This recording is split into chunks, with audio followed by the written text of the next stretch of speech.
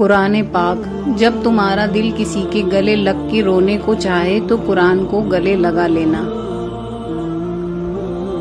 وَمَا الْحَيَاةُ الدُّنْيَا إِلَّا مَتَاعُ الْغُرُورِ، اور یہ دنیا کی زندگی دھوکے کا سامان ہے اور اس کے سوا کچھ بھی نہیں۔ بے شک اللہ کے آگے رونا، درد کتنا بھی ہو اللہ کے آگے رونے سے سکون میں بدل جاتا ہے۔ اے اللہ، ہمیں بری عادتوں، برے کاموں اور بری بیماریوں سے محفوظ فرما۔ آمین ثم آمین۔ مانگو، اللہ سے مانگو، پھر مانگو، مانگتے رہو، وہ دے گا، وہی دے گا، کیونکہ وہی دے سکتا ہے۔ بے شک اس کے سوا کوئی بھی معبود نہیں۔ وہ دعائیں رد نہیں کرتا، بس بہترین وقتوں پہ قبول کرتا ہے۔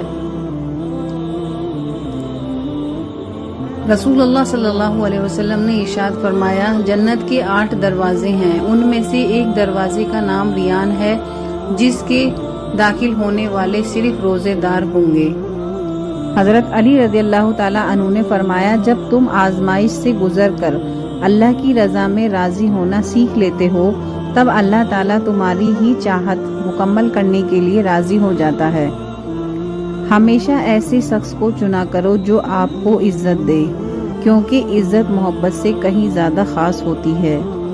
حضرت علی رضی اللہ تعالیٰ عنہ نے فرمایا، جب دعا کرتے وقت تمہاری آنکھوں سے آنسو آنے لگیں تو سمجھ جانا تمہاری دعا بارگاہ الہی میں قبول ہو چکی ہے۔ کچھ رشتے اللہ تعالیٰ خود ختم کرواتا ہے تاکہ ہماری زندگی خراب نہ ہو سکے۔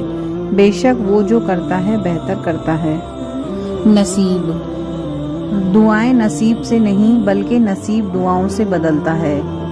تم اتنے یقین سے مانگو کہ تمہاری یقین کے بعد کہانی معجزوں کی لکھی جائے۔ نماز بوجھ نہیں بلکہ تمہارے بوجھ کو ہلکا کرنے کا ذریعہ ہے۔